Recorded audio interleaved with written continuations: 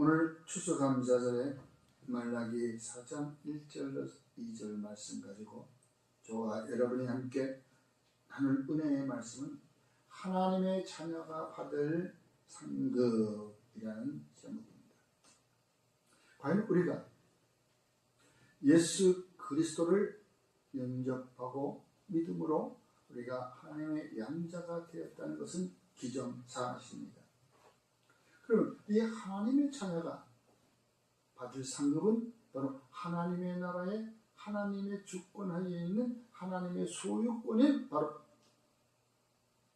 하나님의 것을 우리가 물려받는다는 것이죠. 그게 바로 저와 여러분이 받을 축복인 것입니다. 그러나 오늘 성경은 말씀하고 있습니다. 여호와 하나님께서 마지막 날에 용광로 불같은 날이 이르를 것이요 창세기 노아의 심판 때 다시는 물로 세상을 심판하지 않겠다고 하신 말씀이 오늘 구약의 마지막 절에서 나오는 불같은 것으로 우리에게 내리신다는 그러한 말씀입니다. 우리의 심판을 불로 한다는 얘기죠. 그래서 교만한 자와 악을 행하는 자는 다 지푸라기 같을 것이라고. 지푸라기는 한번 뜨거운 열기만 지나가도 후루룩 다 타버리고 마는 거예요. 뭐 조그만 불에 견딜 수도 없는 거예요. 불에 견디는 것은 금이에요. 순수한 순금, 정금. 그 외에는 모든 것이 지푸라기 같아서 후루룩 그 열기 옆에만 가더라도 다 타버리고 마는 것이에요. 뿌리와 가지를 남기지 아니한다고 말씀하셨어요. 악을 행하는 자, 바로 교만한 자, 이들은 그 뿌리까지도 다 태워버리고요. 그러나 만군의 여호와 하나님의 이름을 경외하는 자, 그들에게는 우리에게 공의로운 해가 떠오른다. 공의로운 심판이 우리에게는 온다는 바로 상급을 얘기하는 것입니다. 저와 여러분이 받을 상급은 공의로운 해가 뜬다는 것입니다. 우리가 아침에 해를 뜰 때 얼마나 그 두근거렸어요. 그 떠오르는 태양을 바라보면 숙연해진다. 저 태양이 온 세상을 밝혀줄 것을, 어둠을 드러나게 하는 것을,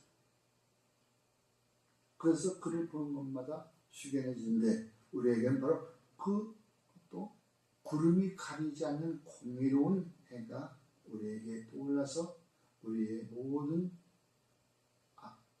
아픈 부분, 병든 부분을 치료해 주신다고 말씀하고 있는 것입니다.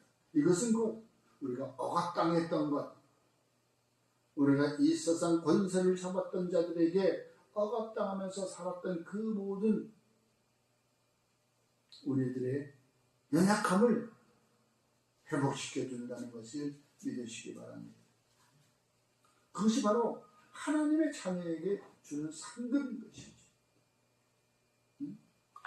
그러므로 하나님의 자녀들은 소망을 가지고 있어야 되는 거예요. 의인의 소망은 즐거움을 이루어도 악인의 소망은 끊어진다고 말씀하고 있어요. 그럼 과연 누가 의인이냐? 성경 말씀에 의인은 없나니 하나도 없다고 말씀하셨지만 이제 저와 여러분은 예수 그리스도를 영접함으로 하나님의 자녀가 되었으니 바로 의인에 속한다는 것입니다. 그 의인들은 끝까지 기다리면 소망이 있다는 것입니다. 그래서 소망을 잃지 말아야 된다는 것입니다. 우리가 한 해 동안 이른 비와 늦은 비가 있는 이때에 농사를 짓고서 우리가 봄에 밭에 나가 씨를 뿌렸던 것을 이제 가을에 추수의 계절에 추수를 해서 곡간에다가 우리가 다 집어넣습니다. 그런데 곡간에 집어넣기 전에 바로 단을 만들죠. 단을 만들어서 세워놓고 예. 그런데 가라지도 추수 때에 하나님께서 다미를 묶는다고 했습니다. 가라지를 그냥 뽑아버리는 것이 아니라 둘 다, 가라지나 알곡이나 둘 다 추수 때까지 함께 거두어서 두라고 말씀하고 있습니다. 추수 때 내가 추수꾼들에게 이야기해서 말하기를 먼저 거두어 불사르게 한다. 그래, 가라지도 단으로 묶고 알곡도 단으로 묶어요. 그러니까 똑같이 단으로 묶을 땐 누가 누군지 몰라. 저놈이 나쁜 놈인지 내가 나쁜 놈인지 나도 사실 몰라. 똑같이 묶고 묶은 다음에 가라지는 먼저 불살라버리고 알곡은 거두어 콧간에 든다 말씀하고 있는 것입니다. 그러니 그 때가 될 때까지 누가 누군지를 모르는 거예요. 하나님의 때에 어떤 누가 악을 행하는 자인지 심판이 그때까지 모르는 거예요. 악을 행하는 자는 자기가 잘했다고, 자기가 잘하는 거라고 우기고 연약한 자를 괴롭히고 착취하고 그러면서도 자기는 잘했다고 하는 거예요. 왜? 세상의 심판날까지는 똑같이 불에 들어가기 차르기 전까지 하나는 불에 들어가고 하나는 곡간에 들어가는데 그 순간까지는 똑같이 쌓이는 거예요. 우리에겐 이때 영분들을 잘 해야 될 것이고, 그러니 항상 끝까지 모든 것을 포기하지 말고 희망을 잃지 않고 우리가 소망하는 그날까지 저와 여러분들은 함께 나아가기를 주의 이름으로 축원합니다. 소망의 하나님이 모든 기쁨과 평강을 믿음 안에서 너희에게 충만하게 하사 성령의 능력으로 소망에 넘치게 하시기를 원하노라 라고 로마서 15장 13절에 말씀하셨습니다. 그럼 소망이 생겼다가도 사라지고 또 사라지고 없어지고 희미해버리는데, 그러면 내가 무엇 때문에 사는지, 내가 무엇을 바라보고 교회를 나가는지 몰라 잃어버려요. 희망이 없어. 내가 교회를 10년 다니고 20년 다니고 30년을 다녔는데도 불구하고 내가 지금 무엇 때문에 나온지 몰라. 돌아보면 왜 꼬라지는 항상 가난에 쪄들었어. 아이들은 항상 쟤들이 멋대로야. 말도 안 들어. 도대체 내가 무엇을 바라고 나왔는지 모른다. 이럴 때 우리가 소망을 잃지 않게 하고 소망을 더욱 풍성하게 우리가 간직할 수 있게 만드는 것이 바로 성령의 능력이라는 것을 믿으시기 바랍니다. 성령이 없이는 소망도 무엇인지 몰라. 내 손에 잡히는 게 없어. 뜬구름 같아. 그러나 성령의 능력으로 소망을 기다리는 자, 기다림에 있는 인내심도 성령의 능력, 성령이 우리에게 충만하게 있어야 기다릴 수 있는 것이고, 어려움도 기다리는 동안에 어려웠던 그 점들도 우리가 견딜 수 있는 거예요. 이기고 나갈 수 있는 것이 바로 성령이라는 거예요. 그 성령이 우리에게 필요한 거예요. 그래서 예수님께서 우리에게 말씀하셨잖아요. 내가 너에게 아버지께 말해서 보혜사를 너에게 보내겠다. 내가 너희들 따라 올라가는 것, 떠나는 것이 유익하다고 말씀하셨어요. 그런데 내가 떠나고 나면 너희들이 연약해서 그냥 흐지부지 없어져. 그냥 푸르륵 풀 꺾어버리는 것 같아. 그래서 그러지 않고 계속 내가 있을 때처럼 소망을 더욱 풍성하게 이루기 위해서는 내가 아버지께 얘기해서 바로 성령을 너에게 보내주겠다고 말씀하셨어요. 그 성령이 우리에게 있어야지만이 우리가 천국 가는 소망, 아버지의 나라의 소망, 의인들이 가지고 있는 소망, 그 소망을 이룰 수 있다는 것입니다. 그 소망을 이루기 위하여 우리는 성령이 충만케 있어야 합니다. 그러면 우리가 성령을 가지고 말씀에 어긋난 행동을 하지 않아야 된다는 것이죠. 하나님의 말씀의 명령과 규례를 지킬 수 있는 것. 물론 믿음이 있어야 되지만 믿음만 가지고는 안 돼.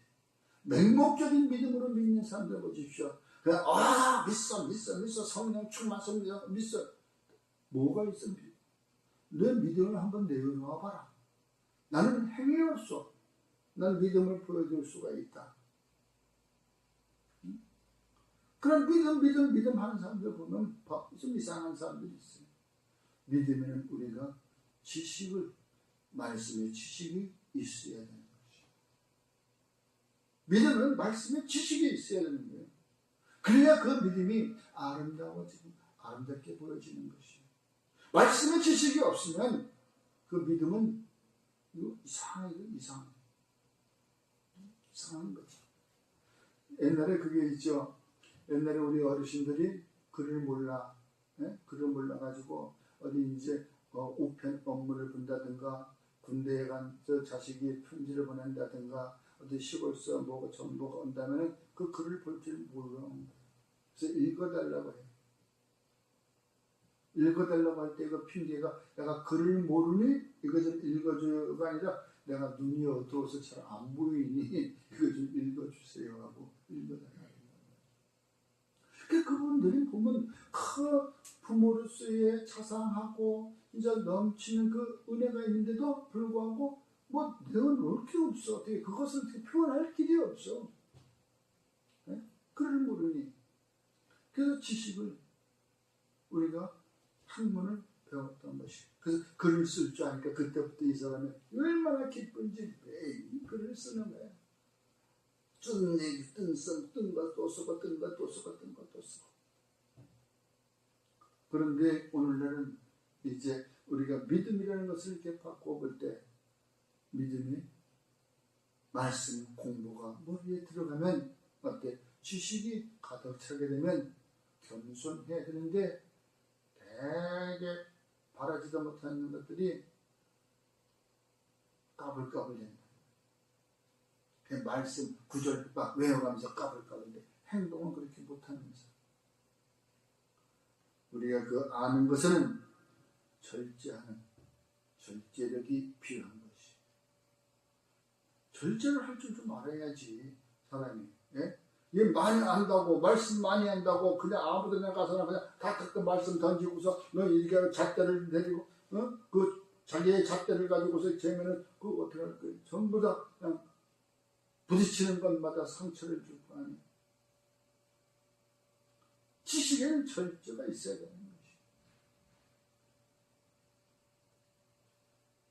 여러분, 우리가 명령과 규례를 잘 지키는 사람은 아무데나 칼날같이 꽂지 않습니다. 부드러운 공같이 또 부드러운 스펀지같이 물기를 잘 머금을 수 있는 그러한 믿음이 저와 여러분에게 필요한 것이죠. 이것이 오늘 바로 이 추수감사절에 한 해 동안 내가 믿었던 예배 생활을 했던 교회 생활을 했던 사회 생활을 했던 그 어떤 생활 속에서 바로 이와 같은 열매를 우리가 마음에 소유해야 되는 것입니다. 우리가 그동안 해왔던 것, 남에게 칼날 같은 기술을 던졌던가 아니면 내가 저들에게 나가 부드러운 손길로 부드러운 미소로 말 한마디로 저들과의 관계를 맺었던가. 우리 눈에 보이는 열매가 열리는 그것만이 우리가 따라갈 것이 아니라 오늘 추수감사절은 우리 심령 가운데 몸 성전에 깨끗해지고 몸 성전에 우리가 믿음과 지식과 절제과 덕과 또 성령의 9가지 열매가 있듯이 그러한 열매가 저희 심령 가운데 맺어지기를 주의 이름으로 축원합니다. 그러므로 우리가 바로 하나님께서 분명히 말씀하셨잖아. 마지막 날에 내 이름을 경외하는 자에게는 공의로운 해가 떠올라서 치유하는 광선이 비춘다고 말했으니까 바로 나에게도 그러한 치유의 광선이 내리쬐서 내 부족한 것이 회복이 되는 것, 그 받을 상급을 기대해 볼 만한 바로 감사절이 되어야 된다는 것입니다. 그러므로 받을 상급을 기대한다는 것은 역대하 15장 7절에 그런즉 너희는 강하게 하라. 너희의 손이 약하지 않게 하라. 너희 행위는 상급에 있습니다. 손이 약하지 않아야 그 주는 상급을 받지요. 상급을 내려주는데 이 손이 힘이 없어가지고 받지 놓고 떨어뜨려. 손에 올려놓자마자 떨어뜨리면 어떻게 해? 손에 받을 수 있는 손이 약하지 않아요. 이것도 뭐야? 손이 강하게 하려면 그 순간까지도 성령이 내게서 떠나가면 안 된다는 것입니다. 성령이 내게 머물러 있어야 성령의 도우심으로 내가 내 손과 발이 강할 수 있다는 것입니다. 그러므로 이제 우리도 저와 여러분은 받을 상급을 기대하며 이 추수감사절에 우리들의 심령 속에 기쁨이 넘치는 이 날이 될 수 있도록 주 이름으로 축원합니다. 그러려면 우리가 항상 보면 그래요. 여호와 하나님께서는 제일 기뻐하는 것이 감사인 것입니다. 제사를 기뻐하죠. 제사를 기뻐하는데 그 제사 속에 감사가 묻어나는 제사가 가장 기뻐하신다고 말씀하고 있는 것입니다. 감사로 제사를 드리는 자가 자기를 하나님을 만군의 여호와 하나님을 영화롭게 하신다고 그랬어요. 하나님을 기뻐하게 하는 것은 하나님 앞에 나가 제사, 예배를 드리는 것인데 이 예배를 그냥 드리는 것이 아니라 감사가 섞여 있는 예배. 그런데 이 예배에 참석한 모든 사람들은, 저와 여러분들은 웃는 얼굴로 감사한 마음으로 이 자리에 나와야 되는 것입니다. 여기 오기 전까지, 이 문을 들어서기 전까지는 기분 나쁜 일이 있어도 문을 들어서는 순간 그것이 바뀌어버리는 순간, 그거였구나. 저 사람이 내 돈을 띄어먹고 갔는데, 아직도 뭐 준다니 안 줘. 오늘 추수 감사절인데, 오늘은 죽었지. 나는 기분 나빠. 발을 딛는 순간, 무언가 깨닫게 하는 거예요. 그 사람이 내 돈을 안 준 건 무슨 이유가 있었구나. 그랬더니 뉴스가 확 나와. 금값이 갑자기 떨어져 버렸대. 내가 쟤는 그렇게 사가지고 금을 살려고 했는데 이 돈을 안 줘가지고 돈 벌 기회를 놓쳤어. 근데 우리가 금값이 확 떨어졌다는 거예요. 아이고, 그거 샀으면 나 손해봤을 거 아니야. 그거 손해보지 말라고 안 줬구나. 이렇게 생각할 수 있는 거예요. 그러니까 모든 것은 긍정적으로 생각을 해야 하나님도 기뻐하는 거예요. 긍정적인 생각을 하는데 마음에 아프지 않아요. 그러면 여호와 하나님께서도 내 자식이 아파하는 걸 좋아하겠어요? 하나님께서 우리 성도가 마음 아픈 걸 싫어해? 좋아할 리가 없어요. 그래서 항상 아버지 앞에 나올 때, 여호와 하나님 앞에 나올 때, 집에 찾아갈 때 감사하는 기쁜 마음으로 찾아가는 것이죠. 바로 예배당이 예배만 하는 것이 아니라 그 예배는 감사가 묻어 있어야 되고 감사가 함께 있어야 된다는 거예요. 그러면서 하나님을 영화롭게 할 때 하나님의 가만히께서 하나님께 우리에게 선물을 주시지. 그것은 뭐예요? 바로 우리에게 주는 것은 하나님의 구원을 네가 볼 것이다. 내가 나에게 구원의 손길이 뻗치는 걸 볼 것이다. 분명히 성경은 진리고 말씀이 변하지 않은 것이에요. 1000년 전이나 2000년 전이나 지금이나 말씀이 변질된 게 없어. 변질된 게 있다면 을을 갖다가 로로, 말과 말을, 단어와 단어를 연결해 주는 것들이, 그것이 과거형에서 진행형으로 뭐 이렇게 바뀐다든가 그러지 크게 바뀐 것이 없어요. 그 알고는, 그 알면은 안 바뀌었어요. 또 이게 번역하는 가운데 조금씩 그 뜻을 단어가 좀 틀린다든가 하지만 절대 바뀌지 않았어요. 그 바뀌지 않은 그 말씀이 오늘날 내게도 하시고 계신다는 것을 믿으시기 바랍니다. 오늘날 저와 여러분에게 하고 계시는 거예요. 그 말씀. 현재 진행형이에요. 네? 이것이 다 이루어지고 없었다면 이제 이 책은 아무 쓸모가 없는 거예요. 여러분, 운전면허 시험을 보기 전에 운전면허 필기시험 보지요. 그 필기시험 보기 위해서 어디 문제집도 보고 그 교본도 보지 않습니까? 그러나 면허증을 딱 따고 나면 문제집 봅니까? 운전면허집 안 봐요. 이 성경책이 다 이루어졌다면 이 성경책 뭐하러 볼 거예요? 안 봐. 지금도 진행형이기 때문에 그때 말씀이나 지금 말씀이나 똑같은 거예요. 생각해봐요. 교과서도 우리가 학년에 올라가면 그 전 학년 것은 우리가 안 봐. 네? 보는 사람은 없어. 난 참 운전면허 따고서는 다시 또 운전면허 그 교본을 보는 사람 한 번도 못 봤어 지금까지. 그와 마찬가지지만 그러나 이 말씀은 살아있는 말씀이기 때문에 그때도 살아계시고 지금도 살아계셔서 이것이 나에게 골수를 쪼갤 수 있는 내 마음을 움직일 수 있는 강한 하나님의 메시지라는 것이에요. 그 메시지는 예수 그리스도. 예수 그리스도를 영접하면 이라는 단서가 달려있기는 해. 이게 복을 주는 책임에도 불구하고 그 단서가 붙어 네가 내 명령과 규례를 지키면 네가 안에서도 복을 받고 나가서도 복을 받고 여기에서도 복을 받고 들에 나가서도 복을 받고 복을 주시겠다는 거예요. 그냥 모든 것은 이 성경은 단서가 달려 있다는 것을 잊어서는 안 되는 것입니다. 그 단서는 한마디로 요약해서 예수 그리스도를 영접하면 내 마음에 두면 바로 그것입니다.